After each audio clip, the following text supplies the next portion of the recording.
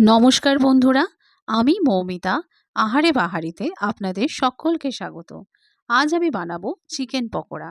এই জন্য আমি চিকেনগুলোকে পিস করে নিয়েছি। দেখুন, খুব বেশি ছোটও নয়, খুব বেশি বড়ও নয়। দোকানে গিয়ে চিকেন পকোড়ার পিস করতে বললে ওরা এরকম পিস করে দেবে। এবারে আমি চিকেনটাকে পাতিলেবু দিয়ে ম্যারিনেট করে দিচ্ছি। পাতিলেবু দিলে চিকেনটা নরম হয়ে যায় এবং এর একটা সুন্দর ফ্লেভার আছে যেটা খেতে খুব সুন্দর লাগে। এই জন্য পাতিলেবু দিয়ে প্রথমে চিকেনটাকে ম্যারিনেট করে নিচ্ছি। এর মধ্যে আরও কতগুলো জিনিস দিচ্ছি। প্রথমেই দিয়ে দিচ্ছি স্বাদমতো নুন।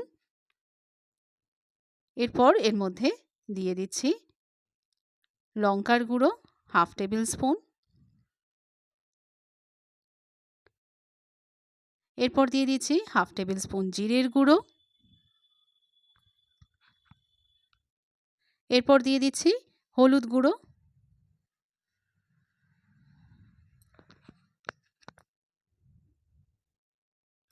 এরপর দিয়ে দিচ্ছি গোলমরিচ গুঁড়ো। গোলমরিচটাকে আমি শুকনো খোলায় ভেজে নিয়ে গুঁড়ো করে নিয়েছি। এরপর দিয়ে দিচ্ছি সামান্য পরিমাণে খাবার সোডা বা বেকিং সোডা, আর দিয়ে দিচ্ছি চালের গুঁড়ি।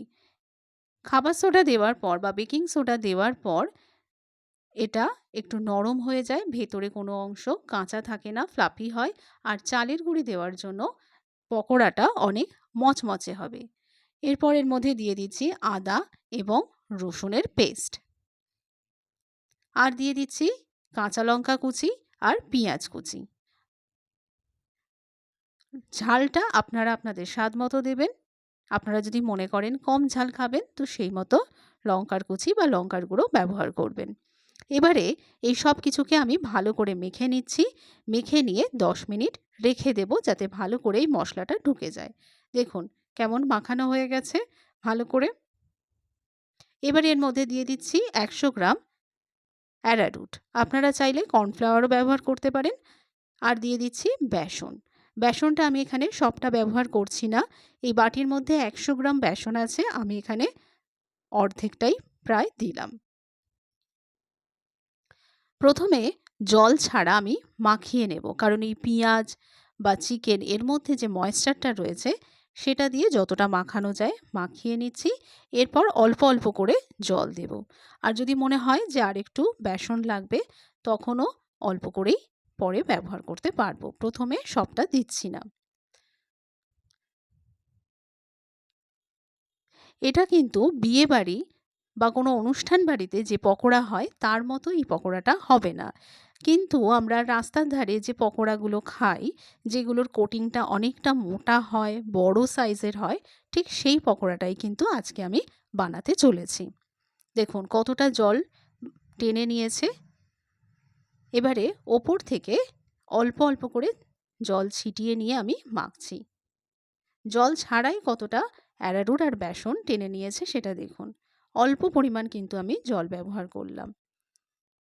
এর তলার দিকে অনেকটা শুকনো বেসন অ্যারারুট রয়েছে, সেগুলোকেও আমি ওপর থেকে ছড়িয়ে দিচ্ছি। দিয়ে দেখুন কেমন একটা ডো মতো মেখে নিয়েছি। ঠিক যেভাবে আটা মাখে সেইভাবে কিন্তু আমি এটা করে নিয়েছি।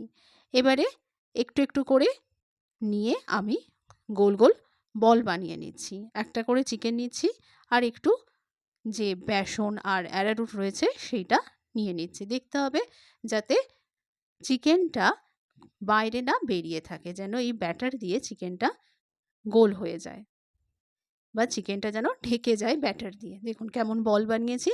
এইভাবে বাকিগুলোও করে নেব। দেখুন কতগুলো বল হয়েছে। এবার এগুলোকে ভেজে নিলেই হয়ে যাবে। কড়াইতে সাদা তেল গরম করে নিয়েছি। এবারে গ্যাসের ফ্লেমটা কমিয়ে দিয়ে বলগুলোকে ছেড়ে দিচ্ছি। খুব বেশি একসাথে দিচ্ছি না, একটু ফাঁকা ফাঁকা করেই ভাজছি যাতে ভাজতে সুবিধা হয়, একটার গায়ে একটা লেগে না যায়। আমি প্রথমে 4টে বল তেলের মধ্যে দিয়ে দিচ্ছি। এই সময় গ্যাসের ফ্লেমটা লো টু মিডিয়াম রাখতে হবে, তা না হলে ভেতরটা কাঁচা থেকে যাবে আর ওপরটা পুড়ে যাবে। এক পিঠ হয়ে গেছে, দেখুন সাইডটা কেমন ব্রাউন দেখা যাচ্ছে, সেই জন্য আরও একটা পিঠ উল্টিয়ে দিচ্ছি। দুটো পিঠই কিন্তু সমানভাবে লাল লাল করে ভেজে নিতে হবে।